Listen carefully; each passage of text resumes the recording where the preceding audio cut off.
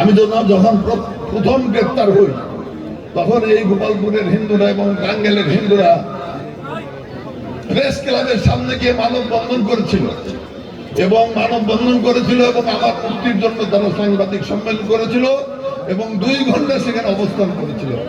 তাদের প্রতি আমি কৃতজ্ঞতা প্রকাশ করছি যে তারা আমাদের সাথে কাজ করছে, তাদেরকেও আপনারা খেয়াল রাখবেন। প্রিয় বন্ধুরা আমার, যেহেতু সময় নাই নজরুল ভাই বক্তব্য দিলে আমি আমার বক্তব্য দীর্ঘায়িত করবো না। আমি শ্রদ্ধা জানাই আমাদের প্রিয় রাষ্ট্রপতি শহীদ বাংলাদেশের স্বাধীনতা ঘোষক শহীদ রাষ্ট্রপতি জিয়াউর রহমানের প্রতি। আমি শ্রদ্ধা জানাই আমাদের নেত্রী বেগম খালেদা জিয়া, যিনি বিদেশে চিকিৎসায় আছেন। আপনারা দোয়া করবেন তিনি যাতে চিকিৎসা শেষ করে ফেরত আসতে পারেন। আমি শ্রদ্ধা নিবেদন করি তারেক রহমানের প্রতি। দীর্ঘ 17 বছর 18 বছর যাবৎ বিদেশের বাড়িতে স্বৈরাচারের আঘাতে বিদেশের বাড়িতে অবস্থান করছেন, তিনিও যাতে ফিরত এসে বাংলাদেশের নেতৃত্ব দিতে পারেন তার জন্য দোয়া করবেন। এই আগস্ট এবং জুলাইয়ের আন্দোলনে শহীদ হয়েছেন, জুলাই এবং আগস্টের আন্দোলনে নিহত হয়েছেন এই আমাদের গোপালপুরের 4জন নিহত হয়েছেন। আমরা 3 জনের খবর পেয়েছি, একজনের খবর মানে কাগজপত্র এখন আমাদের হাতে এসে পৌঁছে নাই। প্রিয় বন্ধুরা, আমাদের গোপালপুরের 4 জন আত্মাহুতি দিয়েছে, প্রাণ দিয়েছে এই স্বৈরাচারকে উৎখাত করার জন্য। আমি তাদের আত্মার প্রতি মাগফিরাত কামনা করি, তাদেরকেও যেন আল্লাহ তাআলা বেহেশত নসিব করেন।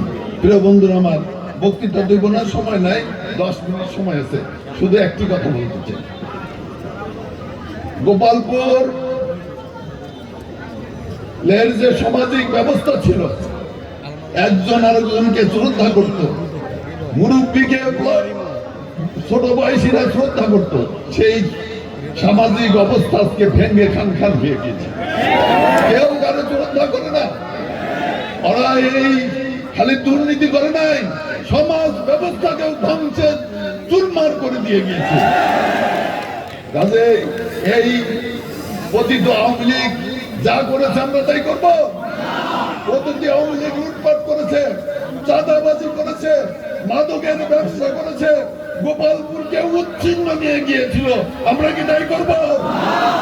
আমি আপনার কাছে বলতে চাই, অনেক কথাই শুনি, আজকে আমরা সমাবেশ করলাম, আগামীকাল থেকে যাতে তা শুনি আমাদের মধ্যে কেউ অন্যায় কাজের সাথে জড়িত আছে, আর যারা না শুনি কেউ মাদকের ব্যবসা করতেছে, কেউ মাদকের সাথে জড়িত যদি করে থাকেন, তাদের কিন্তু বাংলাদেশ জাতীয়তাবাদী দলে কোন স্থান হবে না।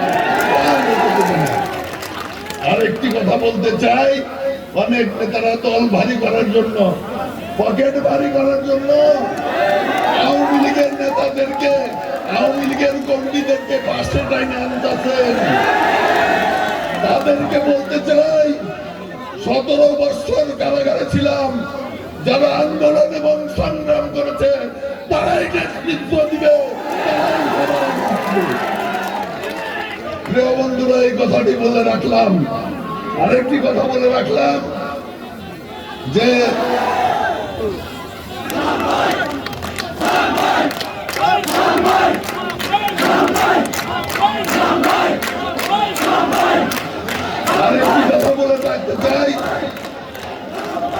পলাশীর আন্দোলনে যখন বাংলার স্বাধীনতা নিমজ্জিত হয়, আম গাছের ভাগ দিয়ে জনগণ দেখেছে, প্রতিবাদ করে নাই। একটি করে ঢুল ছিললেও প্রাইভেট সৈন্যরা বাংলা দখল করতে পারত না। আজকেও বাংলাদেশের মধ্যে ভয়াবহ ষড়যন্ত্র এবং চক্রান্ত হচ্ছে, আন্তর্জাতিক চক্রান্ত এবং ষড়যন্ত্র হচ্ছে। এবং পতিত স্বৈরাচার এখনো ইন্ডিয়ায় বসে, এই দেশে বসে চক্রান্ত এবং ষড়যন্ত্র করে যাচ্ছে। আপনাদের পাশে মিশে, আপনাদের মধ্যে মিশে, আপনাদের মধ্যেও বিভ্রান্ত সৃষ্টি করে, ভুল বুঝাবুঝি সৃষ্টি করে, দ্বন্দ্ব লিপ্ত করে বাংলাদেশের স্বাধীনতা, বাংলাদেশের সার্বভৌমত্ব নস্যাৎ করার চেষ্টা করছে। সকলকে আবেদন জানাবো, আসুন আমাদের মধ্যে যদি কোনো ভুল বোঝাবুঝি থাকে, সমস্ত ভুল বোঝাবুঝি ভুলে গিয়ে আমরা যারা জিয়ার সৈনিক এক হয়ে আমরা দেশকে ঐক্যবদ্ধ রাখতে পারি, এক হয়ে এই টাঙ্গাইল গোপালপুরকে ঐক্যবদ্ধ রাখতে পারি। সেই জন্য আপনাদের কাজ করার আবেদন জানিয়ে আপনারা যারা এখানে উপস্থিত হয়েছেন তাদেরকে ধন্যবাদ দিয়ে আমি আমার বক্তব্য শেষ করছি। আল্লাহ হাফেজ। বাংলাদেশ জিন্দাবাদ, শহীদ জিয়া জিন্দাবাদ, খালেদা জিয়া জিন্দাবাদ। এখন আপনাদের